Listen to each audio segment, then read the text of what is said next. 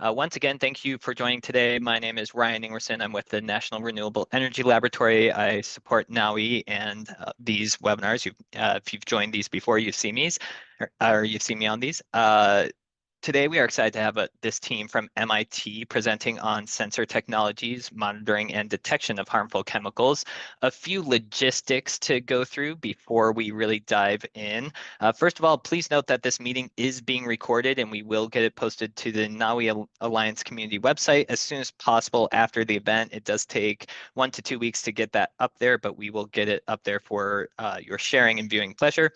Please note that attendees are joined in listen-only mode. This means you will be muted throughout the presentation. That said, we very much do welcome your comments and questions, so please use those, put those in the Q&A feature, and we will get to those at the end of the presentation. If you have any audio issues, please try connecting through your phone. If that doesn't work, or if you have any other technical issues, please send us a chat and we will help you work through that. Finally, for us on the housekeeping side, we do offer a cost share for your time spent with us. We will put this link in the chat, but please make sure you fill this out so you can take advantage of that. And with that, I'm going to turn things over to Scott Struck to introduce today's speaker. Hey, thanks, Ryan. Appreciate it. And welcome, everybody. Please take a seat up front. We've got a great seminar today. So I'd like to first introduce Longzhen Han. Longzhen is the Director of External Relations at the Jameel Water and Food Systems Laboratory. That's at MIT. Longzhen also works with corporate, government, and nonprofit partners to help support the laboratory. Next, we have Rajeev Ram. He's a professor and longtime faculty member of electrical engineering at MIT. He focused on the development of novel photonics and electronics for communications, energy, and sensing. Next is Alex Radosevich, and he's an associate professor, of chemistry at MIT. His research centers on the invention of new homogeneous catalysts and reagents based on inexpensive and earth-abundant elements of the P block. And last is Tim Swager. He's a professor of chemistry at MIT, studying the interface of chemistry and material science with specific interests in carbon nanomaterials, polymers, and liquid crystals. So we'll hear a lot about that in our sensor talks today. So with that, I think, Longzhen, I will hand it over to you to take over.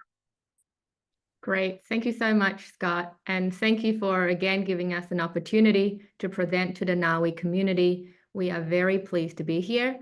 As Scott mentioned, my name is Longzhen Han. I'm the Director of External Relations at the Abdul Latif Jameel Water and Food Systems Lab, otherwise known as JWAF.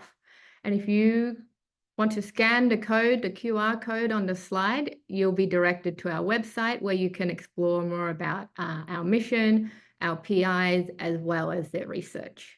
Next slide, please. And here are the presenters. I will just be providing a very short overview of JWAF, and then you can hear from the real stars of the show, the MIT researchers. Next slide. And so JWAF was launched back in 2014, and we are approaching our 10 years, which is very exciting. Rather than sitting underneath any particular school, we actually report directly to the Vice President for Research. And so we work with all schools, all labs, and faculty members across campus. And our mission is really to catalyze as well as promote research, innovation, and technology to preserve water and food resources for human need. Next slide, please. So we do that through a couple of mechanisms. The first one is we provide funding to cutting-edge research here on campus, whether it's through our seed grants, our commercialization grants, our Grand Challenge grants, for example. We also support students in a lot of their activities, whether it's fellowships, clubs, or competitions. And we also launch collaboration with other institutions and industry partners to help drive new solutions. One of those initiatives is our Research Affiliate Program, where we actively seek engagement with industry around food and water challenges across various sectors. So water sector and the food and ag sectors are core to what we do, but there are also so many other industries that are affected by water issues, such as mining, semiconductor, etc. So we work with those industries as well.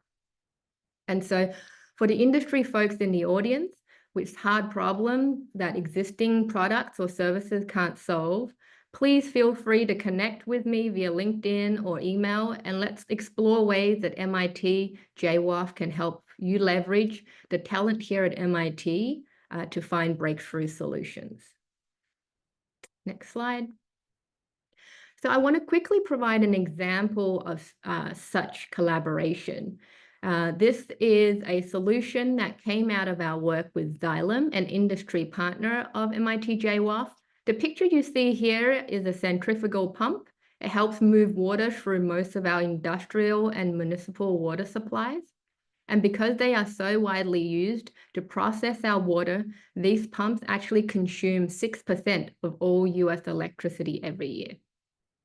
And so through this collaboration with Xylem, a PhD student here at MIT invented a completely new category of centrifugal pumps that that can adjust to changes in water flow, helping to save money as well as reduce energy and cut greenhouse gas emissions.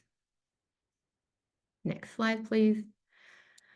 And so for 10 years, we have been working in this food and water space, and we've been involved in almost 100 projects with more than 300 researchers across MIT who've gone on to receive more than $18 million in follow-on funding to expand on their JWAF-supported research. And we've also supported 10 spin-out companies that have raised nearly $66 million in VC and other funding. So we're really proud of all the work, all the good work that our researchers have done in the food and water space.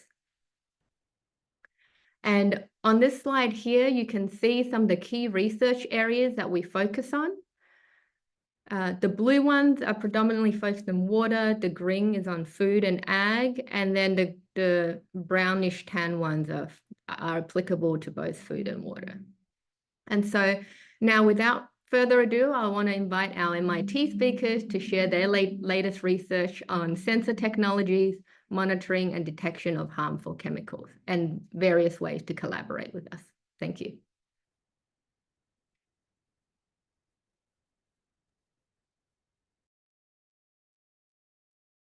All right, so I should go ahead and share my slides. Yeah, I'd like to thank JWAFs for their support, and also NAWI for inviting us to this meeting. Can everyone see the slides okay? Yeah, okay, great. Looks great. So, I'm Rajeev Ram, I'm a member of electrical engineering at MIT. I'm also a beneficiary of the sponsorship from JWAFs. So we are halfway through. We just kicked off about a year ago a project to do persistent monitoring of nitrogen waste products in the environment. And so while I've worked on sensing in aqueous environments for most of my career, doing measurements for environmental monitoring is actually a new area. And this is something that we wouldn't have worked on without JWAF support. Just to give you a sense of where this is, what's driving our research, I think the NAWI community, I think, is very familiar with this, but we're really interested in looking at primarily agricultural runoff coming from fertilizers that basically through nitrification generate ammonia and nitrite, and are responsible through leaching, basically end up being responsible for contamination in wastewater systems. So a map of predicted nitrate that's at high levels throughout the United States. This is kind of provided by USGS, and it kind of shows you that this is a persistent problem in large parts of the country where there's both agriculture and human settlement. And so our question is can we basically build sensors that allow us to monitor this, in particular for to be able to better regulate and control these runoffs. The state of the art today for doing this kind of environmental nitrate monitoring is doing UV absorbance sensing. So you're basically transmitting light from a UV source, typically an LED, to a detector or an array of detectors, and basically measuring UV absorbance. So nitrate has a very strong absorbance peak in the ultraviolet, so around 210 nanometers. And so you can use this absorbance peak to infer the concentration of nitrate that you have in your solution. The challenges with this are that the absorbance peaks are typically quite broad, and unfortunately, there are a lot of other molecules that basically exhibit UV absorbance in the same spectral regime. So for example, even if we're looking at seawater monitoring, bromine and chlorine both have ultraviolet transitions, even as ions, have ultraviolet transitions that are in the overlapping regime. And so if we kind of look at, applications of trying to detect nitrate in wastewater, kind of all of the various peaks are kind of all concentrated between 200 and 300 nanometers. It's not a very feature-rich space to be able to do monitoring. And again, as I've said, you can see the bromine ion that's in seawater is also evident. So typically, while there are strong absorbance peaks, because they're broad and overlapping, most quantification happens within the tails, right? You're basically looking at the decay of the of the ultraviolet absorption at the long wavelength UV, and that's basically used to train an algorithm to try to infer what the concentration is. An alternative is a much more specific, kind of approach a much more specific measurement of the molecules that are there. So nitrate, as well as a lot of the other molecules that we're interested in looking at, ammonia, nitrite, urea, have all covalent bonds. And so because of that, we can basically do vibrational measurements. So we can excite with a laser, look at inelastic light scattering that results in new colors of light that are typically at longer wavelengths if this is spontaneous Raman. And because we're trying to infer the chemical constituents based on this kind of light scattering measurement, we use spectroscopy. And so a typical spectrometer would take the Raman scattered light, take it to the input slit of a spectrometer, and then basically disperse that light with a grating and do measurements with a photodetector. So, if you basically have light, the excitation light is basically kind of indicated here with that vertical green bar on the left, and then you're basically generating through inelastic Raman scattering a whole host of different lines that are giving us information about the particular vibrational spectra. And from that, we basically get what's called a chemical fingerprint of the molecule that's being generated. This works quite well, so it's been used for nitrate sensing. So this is a recent report from Oak Ridge National Labs, kind of demonstrating nitrate measurements in water and looking at limits of detection. So in this case, they were using a green laser to excite the water sample. It's about 90 milliwatts of light, so fairly intense green laser light, but relatively easy to generate. And what you see that's quite different from the ultraviolet absorbance is that the peaks are quite narrow and sharp, and you can see not just nitrate, but you can actually also see other constituents. And most importantly, we can clearly see one peak that's always present. And that is important because it actually presents it's a reference that can be used to calibrate all the other concentrates that are inside here. There's limited, so we can do limited detection measurements. So this was actually again reported by Oak Ridge. We're kind of changing the nitrate concentration in this water solution and are able to define a 3 sigma limited detection. So this is really a characterization of the instrument. Typically, using a machine learning algorithm, you can do about 10 times better than this, but this gives us a sense of like how well a conventional Raman instrument performs. So if we were to compare ultraviolet absorption and near infrared and Raman spectroscopy, there are kind of pros and cons to each. So some of the challenges for UV absorbance is basically you're sensitive to ions, so it becomes challenging in seawater solutions. There are just a few broad peaks when you're looking at these. So if you're kind of looking at a wastewater application, it can be challenging to disentangle all the different molecules that have UV absorbance at the same range. And of course, because you're doing a transmission measurement, you're kind of prone to fouling. So there's no clear internal reference that you can use to kind of benchmark and calibrate all the other measurements relative to. But one nice thing about an absorbance measurement is it can actually have very high sensitivity, and that's quite attractive about UV. Raman, on the other hand, while we do use it as a reference measurement for benchtop analysis, it actually has its own set of problems. So it's relatively low sensitivity and is actually quite expensive. So the data that I showed you from Oak Ridge was basically done in a 0.3 meter spectrometer, used a cooled photodetector as well as a fairly intense laser. On the other hand, the advantages are you have like sharp peaks. You can clearly distinguish nitrate, but also ammonia, nitrite. So things that would basically be very difficult to kind of measure if you're just relying on looking at the tails of the UV absorbance.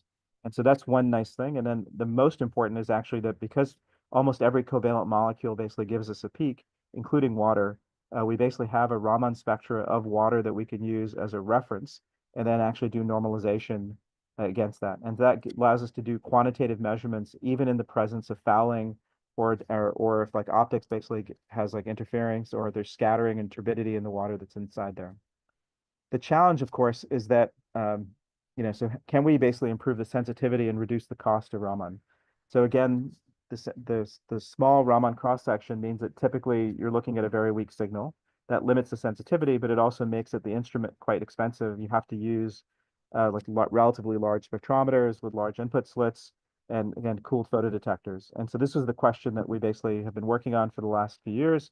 And we basically developed a new architecture for doing Raman spectroscopy, which we call swept source Raman spectroscopy. So here we don't use a spectrometer. What we're relying on is a tunable laser. So instead of having a fixed wavelength excitation, we're tuning the excitation wavelength. And that tunable excitation is basically generating Raman scattered light. But we don't need a photodetector. We don't need a spectrometer. We just need a single photodetector. So it can be a large area, relatively inexpensive photodetector with a large area filter. So we're able to capture quite a bit more light. Just to kind of illustrate that graphically, right? So this would basically be the kind of, if the green was the laser excitation, this would basically be showing us the Raman light that's basically being generated. In our case, we're basically getting rid of the spectrometer using a narrowband filter, so a detector that's only looking at a single wavelength. And then by tuning the excitation laser, we're basically sequentially tuning each of the vibrational spectral resonances through that detector. And so we're kind of sequentially able to build up the entire spectrum. Just to kind of illustrate this a different way, this is showing you the full Raman spectra in blue that's basically measured by tuning the excitation laser. But of course, if we don't use a spectrometer and only measure at a single wavelength, we could basically reconstruct. And this allows us to get quite an accurate reconstruction. So this is just showing you nitrate and urea peaks measured in aqueous solution using a spectrometer that's a 0.3 meter spectrometer and a cooled camera, and then using swept source where there's just a $60 photodetector and a filter. So getting very similar kinds of feature sets. Typically, Raman spectra tends to be swept source Raman tends to be much more immune to background fluorescence and tends to give us sharper features. So if we kind of compare these two systems, one of the nice things is that in a conventional spectrometer, you have to couple all of that light that's being emitted into 4 pi into the entrance slit of a spectrometer. And there's some thermodynamic limits to how efficiently you can do that. In our case, we are basically not required to go into the entrance slit of a spectrometer, but are going into a detector that can have a diameter of several millimeters and a filter that can basically be a 1-inch filter. And as a result, the light gathering power ends up being significantly bigger. If we basically compare swept source to the state-of-the-art benchtop, we basically see that we're 10x higher, 10x better light gathering power than even a 0.3 meter spectrometer. And then if we compare it to compact portable systems that are commercially available, it's 100 to 1,000 times better light gathering. And so we are able to have much stronger signal. That allows us to kind of think about changing dramatically the form factor and the kinds of sources that are used for doing Raman spectroscopy. So this is a visualization of using a miniature semiconductor laser that's used for medical applications. It's a tunable source, but only puts out about a milliwatt of light. And we're basically using that as excitation for Raman. And then we're basically building a very small handheld system that basically looks like a flashlight, just to show you that this is something that really works. This was actually a device that we built a few years ago, again, using a miniature tunable laser that's used for various applications, a $60 photodetector that you can basically buy kind of off the shelf, replacing the entire spectrometer. This all works at room temperature, so it requires no cooling. And again, fits in the palm of your hand, is basically looks like a flashlight. You can see as a cuvette as kind of reference. This works quite well, basically gives us reasonable sensitivity. And so we've basically been able to commercialize this. This is kind of showing you the postdoc who initially developed this work in my group, launched a company called Perceptra that commercializes these systems as kind of handheld probes that integrate all these elements together. So it allows us to kind of, so what's interesting is we're basically reducing the cost and the size of these systems while simultaneously improving the sensitivity, which is kind of a trade-off that typically doesn't happen if you kind of keep the architecture the same. The work that we've done since launching that company has really been developing our analog of the sonde that would be used to kind of immerse a sensor inside an environmental sample or doing persistent monitoring in the environment. And so we've been working quite hard on developing dispersive probes. So dispersive probes already exist for Raman spectroscopy. They're used for process monitoring in a host of different applications. Typically, there's an excitation fiber that light excites a molecule, and then there's a light that collects back, goes into a collection fiber. But because we're not going back into a spectrometer, it allows us to really change the design of this fiber probe. We can change the excitation fiber because we're not trying to couple high power light. We're coupling a low power tunable source. So that allows us to use conventional datacom fiber that's much lower loss than the kind of fiber that's used in conventional probes. We also don't need the same kind of filters because we're actually intentionally having a tunable source. So this actually becomes like just a short pass filter instead of a narrowband passband filter. And then our collection fiber can be different. Typically, the collection fiber is designed to match the input slit of a spectrometer, but we don't have a spectrometer. And so we can actually make our collection fiber considerably larger. It can have a higher numerical aperture and a much larger diameter than would typically be allowed. And when we built these systems, which is kind of shown in the upper right, we kind of improved the light gathering power by about a factor of 36 to compare relative to any of the commercial probes that we've seen in the market. So we can use this kind of system to do analysis. So again, the limit of detection that was reported recently for nitrate and water using 90 milliwatts of green excitation was about 62 parts per million. We basically built our own version of that Oak Ridge system, comparable laser power, doing infrared measurements, really kind of dramatically. I would try to improve the optics, and we showed that we could, using a benchtop system with a comparable spectrometer, improve that limit of detection relative to the literature a little bit. But by using swept source Raman spectroscopy, where we eliminate the entire spectrometer and are using a tunable source, and we're actually using about half the laser power, we're actually able to reduce the limit of detection by another factor of 2. And again, this is the 3 sigma limit of detection, which means our sensitivity is likely about an order of magnitude lower than this for being able to do measurements in complex solutions. Of course, being in this kind of situation where we're using data communication fibers, we don't need a spectrometer to be integrated with the probe, but just a simple photodetector allows us to explore lots of different architectures. One of those is instead of doing 1 to 5 meters length of fiber, we can actually imagine like 100 meters of fiber. And so this is actually showing you a comparison of 10 meters to 110 meters from the laser source to the passive components, such as the probe. And because the fiber that we're using has much lower attenuation, even at 110 meters, there's virtually no difference in the strength of the signal and the limited detection that we're able to see. And of course, this is like one of a lot of different architectures. We can use this to also realize entire networks of sensors and probes in the same way that we're kind of comfortably build networks of fiber systems for a whole host of different datacom applications. So the student who developed the probe and basically was doing these measurements recently graduated, and just a few weeks ago she started a company called Dotier Labs and was selected as part of the Blue Swell incubator to kind of really commercialize this type of network Raman technology for specifically for water monitoring. And with that, I'm happy to take some questions. I don't know if hopefully I have time. Rajeev, I think we'll hold questions till the end, if that's okay. And Okay, so right. we'll just accumulate those and ask you at the end. Okay.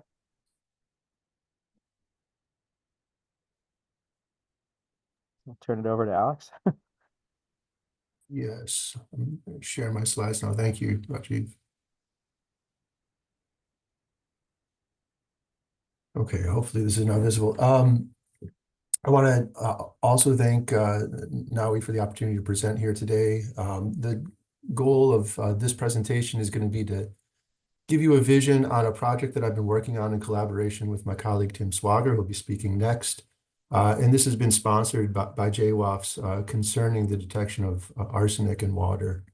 And what I'd like to kind of share with you over the next couple of minutes is what I think the key challenges are in arsenic detection in aqueous samples currently, and give you a vision on what I think maybe an opportunity going forward is in order to develop new reaction chemistry and ultimately new detection modalities that give us really fine precision measurements of arsenic in authentic water samples in the environment. So just to kind of lay this out, generally, it needs to be said that arsenic is, it's a geogenic element. It's broadly distributed in the environment, although it's not uniformly so. So that's the 52nd most abundant element in the Earth's crust, which means that on average, it would have about 1.5 ppm distribution, but it's concentrated heavily in only certain minerals. It is in the main group of the periodic table. That becomes important in just a moment. It's in group 15, and so it's a congener of phosphorus, which is, of course, also a component of water samples, obviously. It is the case that there is elemental arsenic in the environment, but it is frequently obtained as a byproduct of precious metal mining. So it occurs commonly in sulfide-rich mineral veins, and indeed there are many naturally occurring arsenic minerals, the most common and prevalent of which is arsenopyrite, which is an iron arsenic sulfide, but also in binary sulfides. So this is the most common, Ray Algar, is an arsenic 4 sulfur 4 derivative with a beautiful ruby color, as well as orpiment, so As2S3. This, of course, being used classically as a pigment years and millennia ago, as it turns out. The presence of these minerals in and of themselves is not an issue, but their contact with water in the environment leads to aqueous solutions thereof, and that winds up being a problem. It should be said that the mining of these elements ultimately is also done industrially, because arsenic is used as an alloying agent for metallurgy processes, but also as a dopant for semiconductors. So there's an aspect of ongoing mining of arsenic, and it therefore is not only geogenic in nature, but it's also constantly being introduced into the environment, and therefore it's a persistent contaminant that needs to be addressed. It turns out in the context of human health, arsenic has no known viable and important biological role for humans, and indeed it has, on the contrary, many negative health consequences. These are both acute in nature, so for heavy arsenic contamination of water sources, one will find acute, for example, neurological problems, but there are also chronic issues, even at low levels. So there's been a link between the development of certain cancers and cardiovascular problems associated with long-term consumption of even low levels of arsenic. There's an interesting, there's, I think, a lot of interesting science to be done connecting arsenic mechanistically with some of these physiological outcomes. But suffice it to say, for the purpose of this presentation, that this is a problem that really affects a very significant number of people with a very broad global distribution. It's been estimated somewhere on the order of 500 million people worldwide are impacted. What you're looking at here in this graph, in this map, is a summary of known data published in Science in 2020 concerning studies of groundwater contamination of arsenic. There's a couple of things that you should note here. First of all is indeed that there is a global distribution, but obviously also that there's a great deal of sampling bias. So there are huge portions of the globe where there haven't been sophisticated studies done on the groundwater samples. And that therefore leads to an unclear picture on where there's really significant risk to humans. Some of the best studies have been done, for example, in Bangladesh, where very high levels of arsenic are found. And this leads to problems not only for the drinking water, but intersects with the food systems now, because a lot of that groundwater is therefore diverted into irrigation and enters the food system through the food chain then. This is not an issue only, obviously, it's abroad. It's also an issue domestically. So there are a number of instances where there's very high levels of arsenic that have been detected in the United States, primarily in the Great Basin, but not exclusively so. One thinks about the food production in the San Joaquin Valley and on tribal lands, indeed, even in the Northeast here up in Maine. So there's a fairly significant rationale, both globally and domestically, for tracking and quantitating arsenic in the environment. On the basis of the health consequences that I've just outlined, the US EPA and the World Health Organization have established a 10 ppb threshold as a practical limit for detection in water samples. Now, there's a lot of data about this. This 10 ppb is largely given as a function of the fact that it's considered to be one of the technologically accessible thresholds that is reasonable to employ, but it should be said that there are other studies that indicate that there is indeed no safe level of arsenic for human consumption. And so it seems likely that if more sensitive instrumentation were broadly available, that this threshold might be decreased. The primary current technique, kind of the state of the art in detection of arsenic in water samples, is ICP-MS. And this can be used for very high precision arsenic quantitation down to the trace levels necessary to attain the Environmental Protection Agency and the World Health Organization limit. There are a couple of challenges to this, especially if one thinks about the global distribution of the arsenic problem. First of all, this is an ex situ measurement, right? This is one that is required to be executed in a laboratory with infrastructure that is relatively cost intensive. Okay, so this is not going to be a solution for on-site point of use, point of consumption testing of arsenic, especially in resource-limited environments.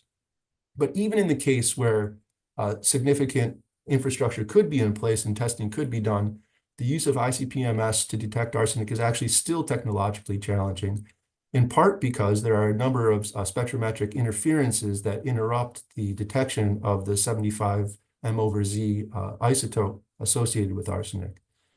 And so in order to get an accurate measurement on an arsenic detection, you have to go through significant detection kind of backflips and triple quadruples in order to make sure that you're detecting only the arsenic cations as opposed to other contaminants, things like samarium +2 or neodymium +2, which exist in water supplies.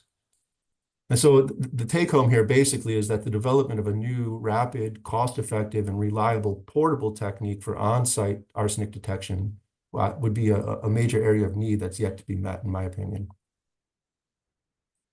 The current state of the art in terms of portable arsenic detection is depicted here. So there are indeed commercial test kits that can be obtained. These are based on chemistry known as the Guzite reaction or the Guzite method. This was developed about 120 years ago and relies on the reduction of aqueous arsenic to gaseous arsine.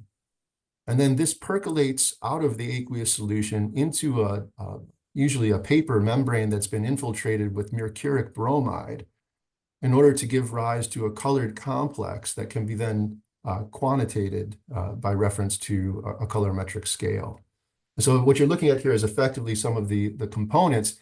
Basically, a user is required to take a water sample, dump in a reductant, usually zinc or sometimes sodium borohydride in the presence of an acid, in order to blow off arsine gas that then diffuses into a paper membrane to complex to the arsenic. There are a couple of issues with this. It's actually stunning to me that this is still practiced given these problems. First of all, the test materials are themselves toxic, not least of which, of course, is the mercuric bromide. But of course, one is generating gaseous arsine, which is toxic to the human. Additionally, there's relatively poor resolution at low concentrations, and you can even see that here in the picture of this test sample. As you get down to the concentrations that WHO is targeting, there's very low resolution in terms of, you say, the intensity of the yellow color that's there. And furthermore, this is chemistry effectively is laboratory chemistry that needs to be executed by a user. And it's, of course, therefore prone to error, not the least of which is whether or not there are indeed good gas-tight seals in the vessels in which this is being executed. And so really, the way that Tim and I looked at this when we became aware of this challenge was that new chemistry is really needed in order to address this issue of rapid, cost-effective, and reliable portable arsenic detection in water. And that's really where we've been headed. In order to think about how we would execute that, what we need to do is consider how it is that we would be able to selectively find arsenic in an aqueous environment. And in that regard, knowing something about the speciation of arsenic in water is, of course, very important. What you're looking at here on the left is a Poiret diagram. This is a potential versus pH diagram. And what it indicates to us, and what is known through the sampling of the environmental water supplies, is that arsenic is present in two predominant oxidation states, the arsenic 3 and the arsenic 5 oxidation states, and a range of protonation states as a function of the pH. What this suggests is that, first of all, the presentation of arsenic in water supplies is going to be inherently heterogeneous, but it suggests to us the possibility that harnessing the redox reactivity of the arsenic 3, arsenic 5 couple might allow us to chemoselectively activate sensors and therefore detect arsenic in preference to other potential contaminants. This is further illustrated here on the right in the frost diagram. This is effectively a redox stability diagram as a function of oxidation state. And what this indicates here is that the line associated with the arsenic 3,5 redox couple is substantially less stable than is, for example, the phosphorus 5,3 couple. And so what we would anticipate, given the fact that phosphate and arsenate might be present in solution, is that we ought to be able to identify a redox regime within which arsenic could be selectively detected in preference to other redox active ions that might be in the aqueous matrix. And so the central notion here is determining whether or not we can use the ready-to electron redox chemistry inherent to the arsenic 3,5 couple as a detection modality. The way that we've been going about this takes advantage of technology that's been previously developed by the Swager group, in which he's able to show that measuring resistivity over very small changes in doping level for a conductive polymer can lead to a significant enhancement of signal in a way that allows for trace detection at very low levels. This can be done in a resource-limited way, for example, by interfacing with an RFID tag, in which case now it would be possible to read out, even on a relatively small and inexpensive device, the presence of a change in conductivity over a relatively small range. In terms of quantitation, there's ways in which we could go about detecting arsenic 3, arsenic 5 in a quantitative way if we were to adapt technology of this type, for example, to a lateral flow analysis, in which case now the change in conductivity as the water sample flowed in a metered way over the conducting polymer would allow us to quantitate with precision through resistivity measurements the analyte of interest, in this case arsenic.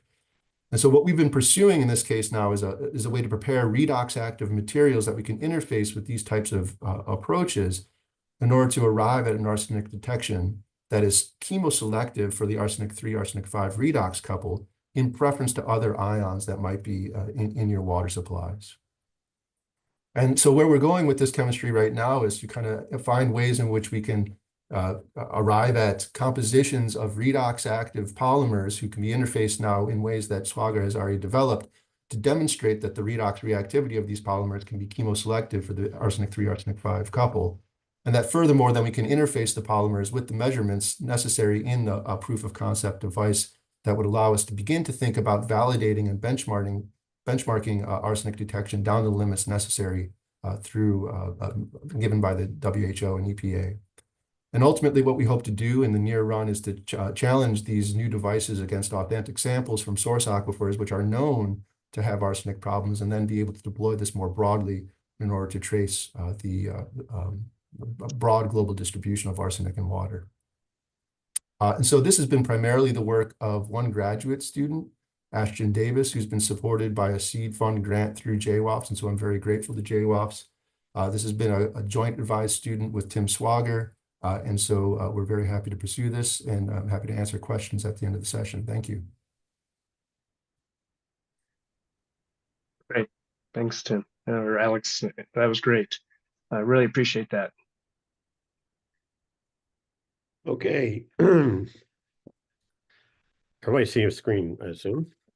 So we're getting a double dose of me today. Thanks, Alex. He introduced some of the things that I'll tell you about, but I'm going to talk about PFAS today, which is, polyperfluoroalkane substances, which are forever chemicals. And I think you probably have all heard of those before. They're in the news constantly these days.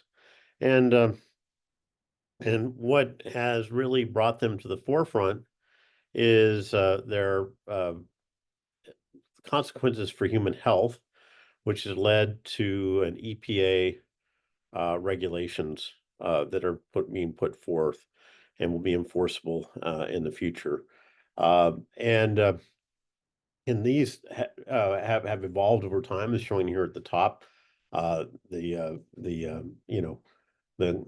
MCLG is the goal, but the minimum concentration level is really what is going to be enforceable down the road. And you can see that there are now an expanding group of chemicals here that are of interest, and their structures are shown below here, and they all have, these are all were designed as surfactants. So they have ionic groups.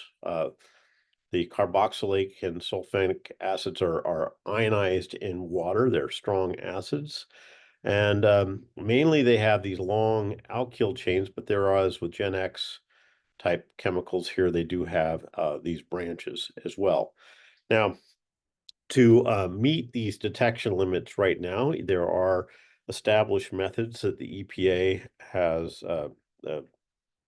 basically certified that have to do with basically pre-concentrating the materials by basically concentrating them in an anion exchange material, and then extraction and subjecting them to liquid chromatography mass spec analysis to get the high resolution mass spec, and to basically measure these. Now, mass spec is really great. It gives you exactly, it tells you what you have very precisely. However, this is a complicated procedure. It requires trained technicians. Mass spectrometers are to do these kinds of measurements cost, around $500,000. And so it's a challenging thing to do in a distributed way throughout society, and, monitoring waste streams from manufacturing it's all sites will be very difficult. Sending samples out now costs hundreds of dollars per sample, and can take a matter of weeks to get your samples back. So there's been a real interest in having real-time detection, or point of use detection, and the ways that we can do this really economically lower the cost of the tests that would be used. So where my group comes in is we develop materials to make this happen. But first, let me show what seems to be an obligatory map today. You've seen maps in every one of our presentations. And this is something that is come out very recently. And it just shows that if you look at the EPA standards here, and you look at the essentially contamination of drinking water, the light blue ones are all above the limit, and you can see that pretty much all the major population centers in the country tend to have some of this have this problem. So this is PFAS has been everywhere. It's coming out of landfills. It's in, we had Cambridge water tested recently. It's below, but it's still detectable. There is PFAS in all of our water. Okay. And so the way that we go about doing this is we make use of electronic polymers. These are semiconducting polymers that have direct band gaps. They're very highly emissive. That is, they absorb and emit photons with great efficiency. And we have, to make them sponges for PFAS, we put on these perfluoroalkyl groups. And so that's something that we're trying to minimize that in the future, because we would like to actually have our polymers not have any PFAS characteristics. However, at the moment, it's really required to kind of get the material to absorb into our polymers at the required ultra low concentration limits. We also make use of conducting polymers. So these are ones that are completely emissive, and polymers that can be switched into a conducting form and put into a lateral flow assay. I'm just showing this kind of vertical of water basically climbing up through capillary action. That is essentially the equivalent of a lateral flow assay. Think of a COVID test. And we have been able to make these devices, which can be smartphone readable through the RFID technology that Alex just showed you about. So, so we have two platforms that we're working on. I'm going to tell you about our nanoparticles today, but we're very interested in coming up with, or we're working hard on methods for continuous monitoring of waste streams from different sites, or being able to even to monitor water for municipalities in continuous fashion. And again, I mentioned these polymers are semiconductive. That is, down here at the bottom, they have a filled level of states we call the valence band, and an empty level of states called the conduction band. And a photon comes in, it excites an electron from the valence band to the conduction band. And these electron hole pair are coupled in what's called an exciton, and they migrate throughout the system. And in doing so, they have a chance to visit many different sites. And these sites can have different activation mechanisms that can cause, quenching of fluorescence, as shown here in the red balls, where light might, energy electrons might transfer over to the red ball and then back to the polymer again. Or in the case of the yellow ball, where the yellow ball might basically give an electron that fills the hole and then to accept an electron. Those are oxidative and reductive quenching events, and those will reduce your fluorescence. I'm going to tell you about today how we can do this, where we can create new fluorescences at longer wavelength, where the binding of the analyte, in this case PFAS of interest, causes a narrowing of the band gap. Now, we've worked with this scheme for many years. It's been commercialized in explosive detection for about 25 years. It's very robust. But the most important thing is it's a mechanism to get signal gain, because only one of these sites and many along this polymer need to be activated. And in this case, what I'm going to show you, this pyridine up here in the top, the thing that's in green, is the key element that is causing this activation. And the way this works is you make a film, or we can make particles, as I'll show you, of these polymers, and light comes in, it creates this exciton. It does a random walk, it migrates and diffuses around. We've shown in some systems that this can essentially diffuse and visit as many as 20,000 repeating units, that is individual kind of units of our polymer. Now, there are many polymer chains here, but they're forming a continuous film, and the excitations can jump between the chains as well as diffuse along them. And when we look at these polymers, when we have this pyridine next to this, it's called a fluorine group here, in its excited state, when the excitation comes around, the pyridine is more electron poor, and we get a transfer of some net negative charge to the pyridine. That's called a charge transfer interaction. And that's usually relatively small, but it's always present in these. However, when we absorb PFAS into this material, the PFAS is an anion in solution, but when it is essentially drawn into the polymer, it doesn't want to bring a sodium ion with it. It brings a proton. So it basically acidifies the interior of these polymers, and you put a proton on this nitrogen, which enhances its ability to accept negative charge. So we now actually have a really strong charge transfer interaction, which shifts our fluorescence to much lower wavelengths. Now, we're still always going to have some of the material that is luminescing at the kind of native wavelength, which is going to be in the blue here. So we actually can get also a ratiometric detection out of this. Now, I mentioned that I'm going to tell you about particles. We make particles very simply by essentially kind of precipitating polymers in solution with sonication. And these particles are very small. They don't scatter light. They don't settle. So the vials I'm going to show you are just dispersions of these particles that are shown. And we'll see we have a few different types of polymers and essentially selectors, the pyridine groups. The structures will probably be easier to see in following slides. Okay, so here's the polymer I showed you. And here is its spectrum and its response. You see that we see a decrease in the blue emission that's around 425 nanometers. That's the polymer without any activation. And we get an increase at longer wavelength, a little over 500 nanometers, which is the polymer that has been protonated by, in this case, perfluorooctanoic acid.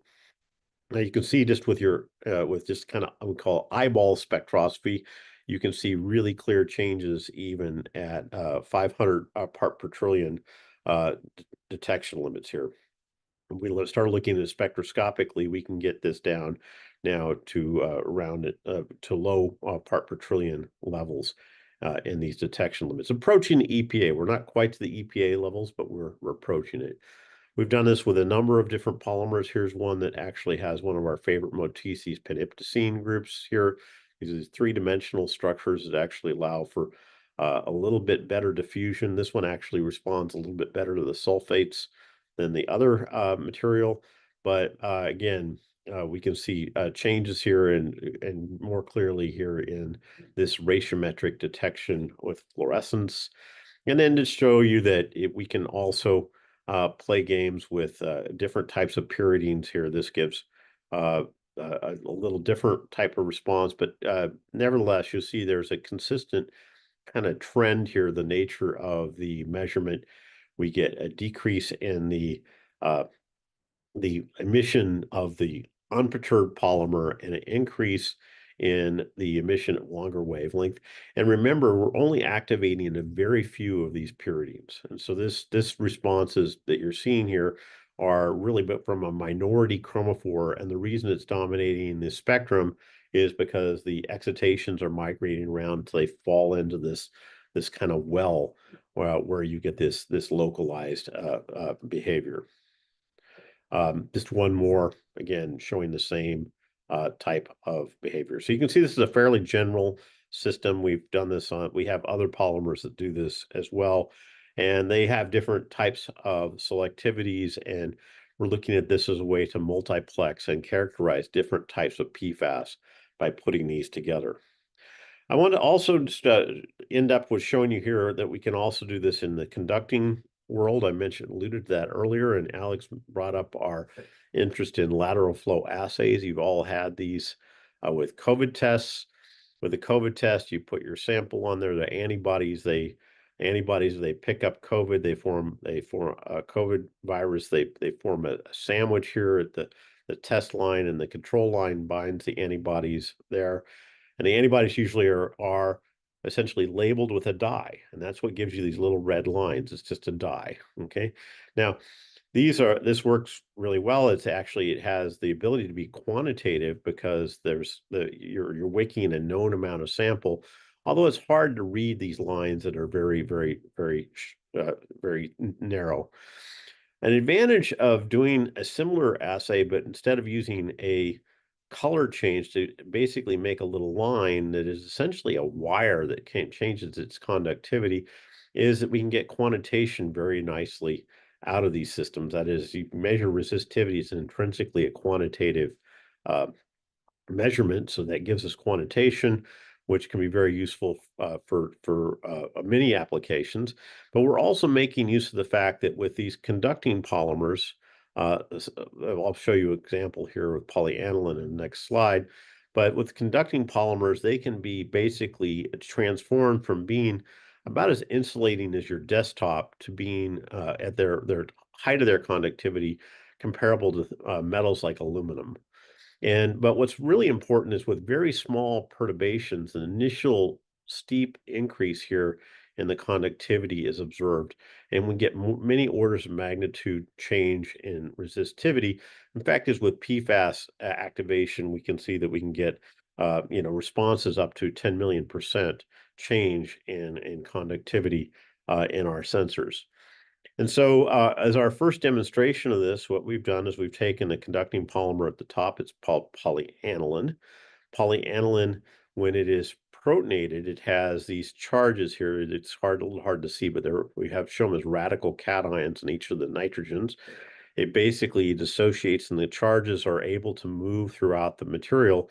But if you treat this with base, you can remove some protons, and you tend to get a localized chemical structure that basically looks like a nice dye. Okay, it's called the emeraldine form. It's emeraldine is kind of a dye form of this. And so what we do is we basically make the undoped or the dye form of this. We make an ink out of it. We make the ink in conjunction with a fluorous surfactant that gives it fluorous character so we can absorb fluorocarbons into this. And we basically coat it onto a slide. This is done. We actually now are doing this with inkjet printing. We have much nicer looking materials, but I didn't have a chance to put those into the slides. But nevertheless, you can make all sorts of patterns if you like. And now when PFAS basically absorbed into this, it tends to protonate these nitrogens and shift the equilibrium over to the green, the emeraldine salt form here at the upper left, which is highly conductive. And that gives us the ability to make a detection. And so the lateral flow assay takes only a very small amount of material. We have a 400 part per trillion detection limit with these little lateral flow assays, but that's on less than 100 microliters of material. And you can see here, this is just essentially the calibration curve as it would be for the perfluorooctanoic acid relative to octanoic acid. Octanoic acid does activate it a little bit, but not nearly as much as the perfluoro one. And we're working to actually improve on that even more in our next generation materials. But if you go to a 1 liter sample size and put it through a filter, it's very easy to get below the EPA detection limits with this method. So this looks really quite promising. We actually have been thinking about it as potentially even a consumer product where you can use RFID essentially chips. We basically hardwire our conducting polymers right into a commercial off-the-shelf passive RFID chip, and something that you could use in your home. And this would give you essentially location time dependence also on the PFAS in your detection. So, and one of the great things about MIT that we have is we work with a lot of brilliant and hardworking students. This is my research group. We get dressed up once a year and go have a nice dinner. We do not use JWAS money for this so long. So this is kind of my discretionary, but I would welcome support for our next dinner if they have some extra in the budget at JWAS. But anyway, with that, I think it's time for me to quit, and thank you for your attention. Thanks, Jim. Thanks, team. That was a really fascinating presentation. So yeah, I'm blown away with that. I'd love to come to that dinner too, by the way. It looked pretty nice. So I'm going to start out with a question, and I think you maybe got to this at the very end there, Tim, with whether so some of those techniques, like originally when you were showing your PFAS detection, you were getting down to the say single-digit ppb, or even less. But knowing that the thresholds right now being set by EPA are in the parts per trillion. You said that I think with this new the assays that you're able to actually get down to that level and be able to do some of the screening, right? Yeah, I think we can get down even with the fluorescence methods. One of the things about the fluorescence, you're really mass transport limited. You're trying to get tiny bit of PFAS into these particles. So we were doing, the postdoc did 1 milliliter samples, and he would let them incubate for an hour, and then he would do the measurement. And he could do larger samples, maybe aggressively mix them, go longer. The problem is he wanted to get many hundreds of data points, and an hour a data point is still, with getting hundreds and hundreds of data points. It's just there's a practicality to doing these studies. Sure. But I think both can get there, and in fact, is even I think there are other optical platforms that will be able to enhance this method. So I think some good engineering here, and I'm looking at Rajeev here, some good engineering could really probably cut us another order of magnitude in sensitivity in these. All right, so that's where our optics engineers come in and can increase the capability of being able to detect that. That's great, and that kind of gets to the one question we have in the Q&A that's there, asked about being able to actually remove the contaminants to make the water safe for human consumption. And obviously, this is a sensor talk, and we're looking at how to detect that. But one of the issues that really raises is, how do you know that it's at the level? For instance, you have a treatment technology that's treating, whether it's arsenic or PFAS, for example. How do you know that you've achieved that level that is okay for consumption, for instance, or exposure? And so just a quick, I guess, question for all of the panelists. Do you think that these technologies are able to get to that point where we can say, yes, this is a viable approach to say this is safe or unsafe for exposure or drinking, for instance? I think yeah, it's detection and removal go hand in hand. I mean, I think also if you have a filter, eventually it's going to break through, right? And so you want to know or you're either going to change it way too often, Right. okay, or Inefficiency, right? inefficiency, or you're going to let it go too long and it's going to break through. So even with the best of filters, I think you need a detector. Right. Yeah. Any thoughts from the rest of the panel? I was going to say precisely the same thing, that they go hand in hand. So I Yeah. agree. Agree with that. And in our application, like we're looking at nitrates, so we know we can detect below the safe drinking level. I mean, nitrate is in our food, right? So, so it's something that we're used to consuming, whether it's through like arugula or celery. Right. But I think, for us, like our motivation is really looking at fugitive emissions, where it's impossible to kind of monitor 24/7, 365. And that turns out to be a challenge. Like we know that there are examples where there are industrial emissions of nitrate into waterways that happen, and they're just able to kind of schedule around when water samples are taken. detections. So, Yeah. exactly. And so our goal is to basically just make sure the contaminant is not introduced in the water in the first place. Well, that's excellent. Thanks, Rajeev and Alex and Tim. Hongzhen, anything, parting words from you? No, I think I'm all set here. Okay, well, great. Well, thanks so much. I want to really extend my deepest thanks for you all to present today. A great, fascinating topic, and I can't wait to see the next generation of some of these, at least the ones that are coming out, Tim and Alex, that you guys were describing. Huge application on the PFAS and arsenic world. And Rajeev, same with the nitrate side of things. There always needs to be something that can sense things continuously like that. So appreciate your presentations, and thank you so much. Thank you. With Thank that, we'll conclude our NAWI webinar for today. Thanks for having us. Thank you. Bye.